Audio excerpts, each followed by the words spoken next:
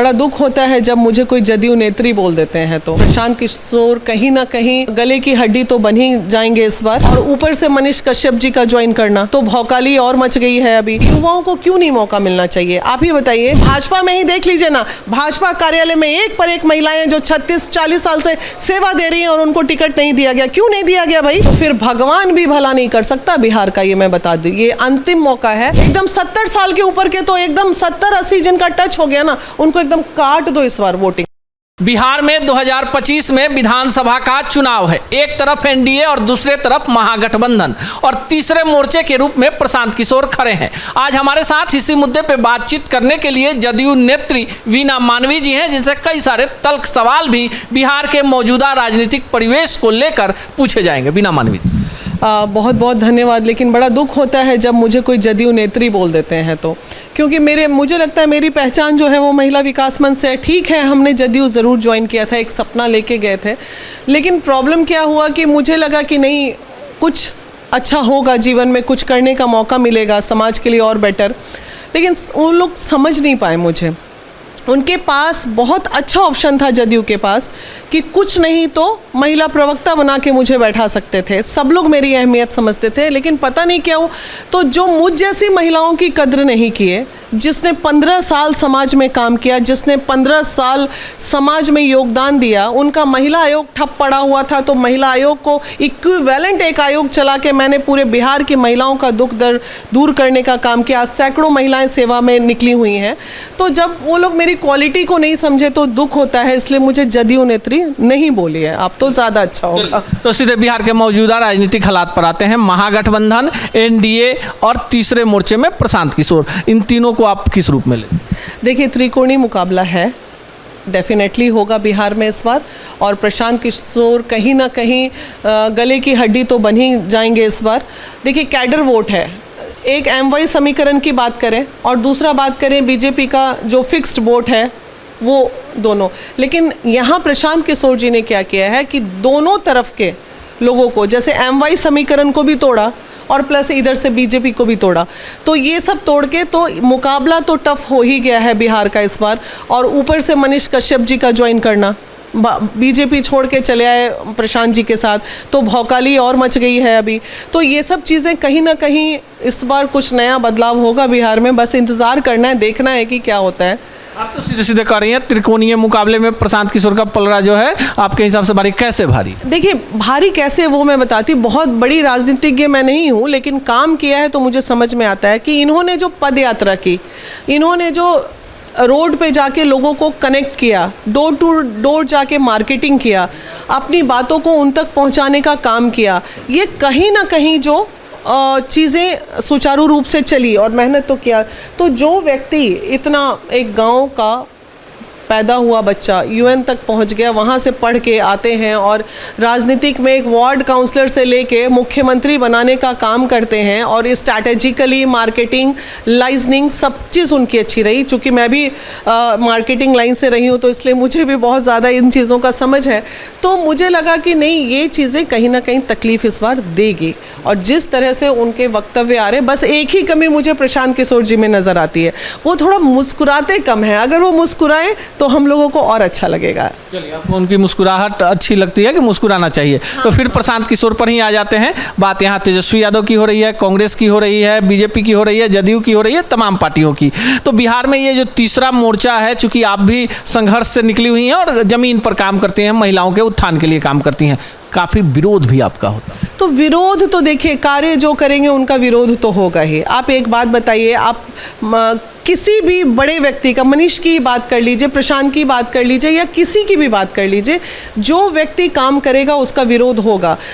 पुरुष है, चरित्र पे नहीं होता। हम महिला है, इसलिए हमारे पास बहुत आसान है कि महिला के चरित्र पे उंगली उठाना। तो इस विरोध से लोगों को घबराना नहीं चाहिए। हम समाज में हैं तभी तो। कीचड़ साफ करने निकले हैं, तो आप ये कैसे सोच लिए कि कीचड़ हमारे बदन में नहीं लगेगा? तो उससे कोई फ़र्क नहीं पड़ता, मुझे तो बिल्कुल ही नहीं पड़ता। हाँ। फर्क नहीं पड़ता, लेकिन बिहार के लोगों को तो फर्क पड़ता है कि अच्छे लोग आए राजनीति में। नहीं, बिहार के लोग जागरूक हैं भाई। वो आज के डेट में खासकर युवा पीढ़ी बहुत ज़्यादा जागरूक हो गई। बिहार में जो एक पहले की जो दिशा थी वो ये थी कि जात पात, भाई बनिया को वोट देगा, एमवाई को वोट देगा। अब आजकल के जो युवाएं हैं वो बदलाव चाहते हैं और बदलाव होना चाहिए और मौका मिलना चाहिए, नए नए चेहरे को आना चाहिए। क्यों नहीं मौका मिलेगा ये बताइए ना, युवाओं को क्यों नहीं मौका मिलना चाहिए, आप ही बताइए। तो फिर तो वही हुआ, कब्र में पैर लटके हुए लोगों के फिर भी राजनीति करनी है। अरे सेहत का ख्याल रखिए, 70 साल 80 साल के बाद कार्य करने की क्षमता घट जाती है, उसके बाद फिर भी आपको काम करना है। अमृत थोड़ी पी के आए हैं ये लोग, खुद ही इन लोगों को साइड हटना चाहिए और युवाओं को आगे लाना चाहिए। बिहार में युवाओं की पार्टी कौन? अभी फिलहाल तो एक ही दिख रही है युवाओं की पार्टी बिहार में। युवा तो सब हैं, युवा तेजस्वी भी है, युवा चिराग भी है, युवा इधर सम्राट चौधरी भी है, युवा प्रशांत जी भी है, युवा मनीष भी है। लेकिन युवाओं की पार्टी की अगर अभी बात करेंगे तो युवाओं की पार्टी तो अभी प्रशांत ही है, क्योंकि वो लोगों को मौका दे रहे हैं। जैसे उन्होंने कहा महिलाओं की बात करें कि हम 40 महिलाओं को टिकट देंगे, तो फिर भाई 40% बोला या 40 बोला वो मुझे याद नहीं, तो वो कम से कम बोल तो रहे हैं। हम तो महिला विकास मंच से एकदम होर्डिंग लगाने जा रहे हैं पूरे बिहार में। अब है आधी आबादी की बारी। हर पार्टी क्यों नहीं देगा 33% वोट, ये बताइए, क्यों नहीं दीजिएगा आप? महिलाएं सिर्फ फूल माला अगरबत्ती और आप लोगों को वेलकम करने के लिए खड़ी रहीं। 36 साल से महिलाएं सेवा कर रही हैं। भाजपा में ही देख लीजिए ना, भाजपा कार्यालय में एक पर एक महिलाएं जो 36-40 साल से सेवा दे रही हैं और उनको टिकट नहीं दिया गया। क्यों नहीं दिया गया भाई, क्यों नहीं दीजिएगा? हर वक्त सिर्फ लॉलीपॉप, अब नहीं। लेकिन आपने सवाल बड़ा उठा दिया। तमाम पॉलिटिकल पार्टियों में महिला मंच होता है, किसी पार्टी में पुरुष मंच नहीं होता। सब लोग महिलाओं की बराबरी की बात करती हैं। बीना मानवी जी, आपको लगता है कि महिला मंच क्यों होता है पॉलिटिकल पार्टी? महिला मंच कहाँ होता है ये बताइए? होता है, लेकिन जब बड़ा मंच का बात आता है, महिला मंच को इसलिए रखा जाता है कि जब बड़े नेता आए, आरती, चंदन, टीका, माला, ये सब कौन करेगा? महिला नहीं करेगी। तो ये महिलाओं को जितना बेवकूफ़ बनाने का काम बिहार में किया गया है राजनीतिक क्षेत्र में, उतना मुझे नहीं लगता है दूसरे राज्य में किया गया होगा। और बहुत दुख होता है देख के। बेचारी दिन भर में, चले जाइए बीजेपी कार्यालय, जदयू कार्यालय, बैठी हुई हैं सुबह से लेकर शाम तक। काहे बैठी हुई हैं भाई? अपने हक की लड़ाई क्यों नहीं लड़ सकती हैं आप? क्यों नहीं अपना हक की बात करती हैं? नहीं सर, अरे भाई यही तो प्रॉब्लम है ना।